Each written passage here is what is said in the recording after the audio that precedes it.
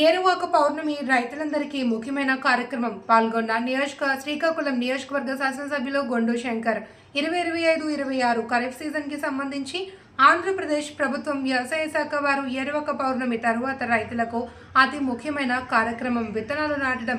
ఈ సందర్భంగా గారం మండలం నిజామాబాద్ గ్రామంలో శాసనసభ్యులు గొండు శంకర్ రైతులందరికీ రాయితీపై వరి విత్తనాలు పంపిణీ చేయడం జరిగింది. ఈ కార్యక్రమంలో వ్యవసాయ అధికారులు, కూటమి నాయకులు, కార్యకర్తలు, రైతులు పాల్గొన్నారు.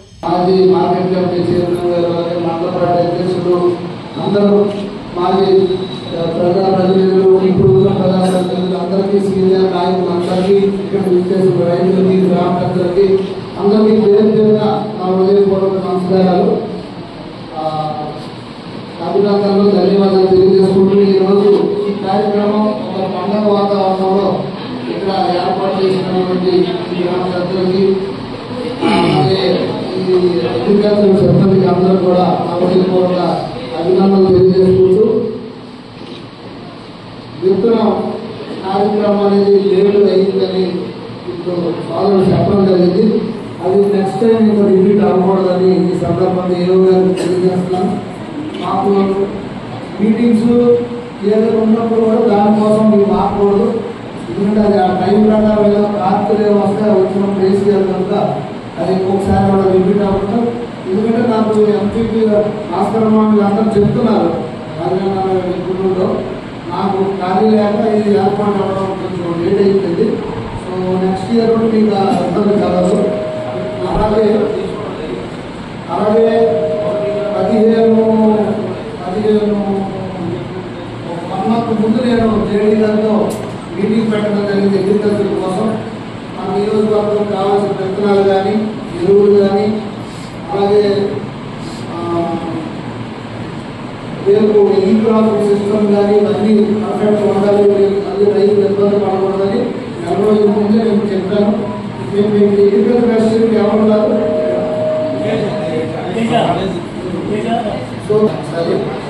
సో తప్పకుండా ఈసారి ఏదో ఒక ఎకరా కూడా ఈ క్రాప్ అవ్వకుండా ఉండకూడదు.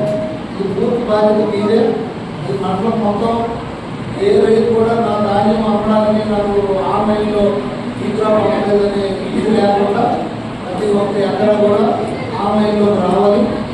ఎంఆర్ఓ ఏదైనా ప్రాబ్లం ఉంటే నేను మాట్లాడతాను. అలాగే దయచేసి రైతులందరికీ నా పర్సనల్ విన్నపం ఏంటంటే యూరియా బస్తాలు తగ్గించండి. ఒక్కొక్క బస్తా అయినా తగ్గించండి. ఈ ఇయర్ లాస్ట్ ఇయర్ కంటే ఈ ఇయర్ 1 బస్తా 2 బస్తాలు తగ్గించండి. దానివల్ల నష్టమే జరిగిపోతుంది. పొలం కొద్ది పచ్చగా కనిపించకపోతే కనిపించకపోవచ్చు, కానీ నీళ్ళు తగ్గిపోదు. ఒకసారి టెస్ట్ చేద్దాం. అంత ఎక్కువ ఇది ఎరువులు వాడుతుందని నా యొక్క మనవి. అలాగే ఇప్పుడు మన వాళ్ళు 0 బడ్జెట్ ఆర్గానిక్ ఫార్మింగ్ అని కూడా చెప్పారు. దాన్ని కూడా దృష్టిలో పెట్టండి. ఇంకా ఈరోజు బాబోలు వరి పరిశోధన కేంద్రం కానీ ఆంధ్రప్రదేశ్ వాళ్ళు కానీ రాలేదు. మొన్న అక్కడ వచ్చారు. వాళ్ళు కూడా కొన్ని ఫ్రీగా కొన్ని ప్యాకెట్స్ ఇస్తున్నారు. అవి కూడా రైతులు వేసుకోవడానికి. దానివల్ల ఏంటంటే అది 37 లాస్ట్ నెంబర్ 38 కూడా ఇంప్రూవ్ చేశారు. దానివల్ల ఏంటంటే అదే దిగుబడి వస్తూ ఆటం కొంచెం బలంగా ఉండి పడిపోకుండా ఉండడానికి, నీరు పట్టుకునే ఉండడం కోసం వాళ్ళు అవన్నీ డెవలప్ చేశారు. అవి కూడా కొంతమంది రైతులు ముందుకు వచ్చి అవి టెస్ట్ చేసి వేస్తే దానివల్ల బాగుంటుంది. నెక్స్ట్ అవి కూడా మనం ఆ విత్తనాలని ఎక్కువ ప్రకటిస్తారు. ఎందుకంటే మనకు రావాల కేంద్రం ఉండడం చాలా అదృష్టం. వాళ్ళు వదిలేదు చాలా పరిశోధన చేస్తారు. మనం దురదృష్టమా అదృష్టమా అనుకోవడం, దురదృష్టం అనుకోవాలి. మన నియోజకవర్గం కంపర భూములు కనుక వరి తగ్గితే వేరే దారి లేదు మనకి ఫస్ట్ రాదు. సో అందుకు ఈ వరి వేయాలి మనకు తప్పదు కనుక ఆ వరిలో ఏదైతే మనకి ఎఫెక్ట్ అవ్వకుండా తొందరగా పంట ఇంటికి వచ్చి చేతికి వచ్చే విధంగా ఒక 10 రోజుల ముందు పంట ముందుకు వచ్చి, అలాగే ఏదైనా మనకి తుఫాన్లు వచ్చినా లేకపోతే స్కూల్ స్టాఫ్కి అందరికీ నా హృదయపూర్వక నమస్కారాలు, అభినందనలు తెలియజేసుకుంటూ, పిల్లలందరికీ నా యొక్క శుభాకాంక్షలు, శుభాశీస్సులు తెలియజేసుకుంటూ, ఈరోజు రోటరీ క్లబ్ వారు ఈ కార్యక్రమం చేపట్టడం చాలా సంతోషం. మొన్న నా బర్త్డే రోజే పెడతామన్నారు, ఖాళీ లేక నేను రాలేదు ఆ రోజు. నాకు ఆ రోజు ఇష్టం కూడా లేదు. అంటే మీ సర్వీస్ యాక్టివిటీ మీ ఎలాగే ఉండాలి, అందుకే నేను అసలు రాలేదు కూడా. సో ఆ పిల్లలందరూ ఇప్పుడు నామ్స్ ప్రకారం చెప్తే అలాంటి పిల్లలే మ్యాక్సిమం సార్, 90%.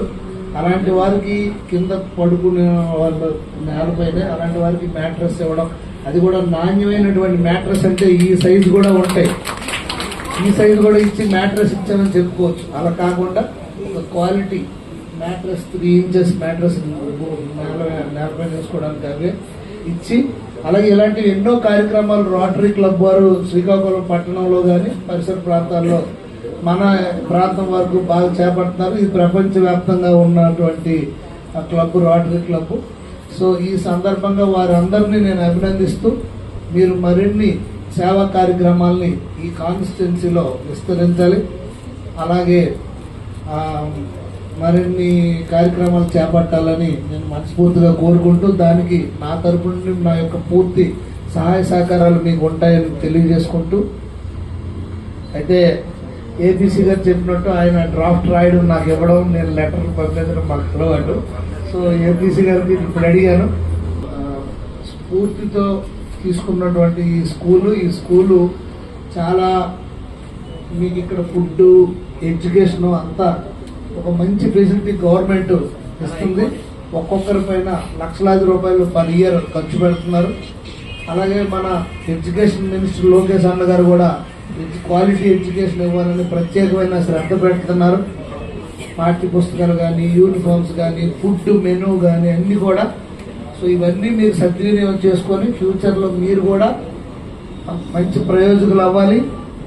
అలాగే మరిన్ని మీరు కూడా సమాజానికి సేవా కార్యక్రమాలు ఇలాంటి దాంట్లో పాల్గొవాలని నేను ఈ సందర్భంగా కోరుకుంటూ, అందరూ బాగా చదువుకుని 0 సైన్స్ నేనే పెట్టాను.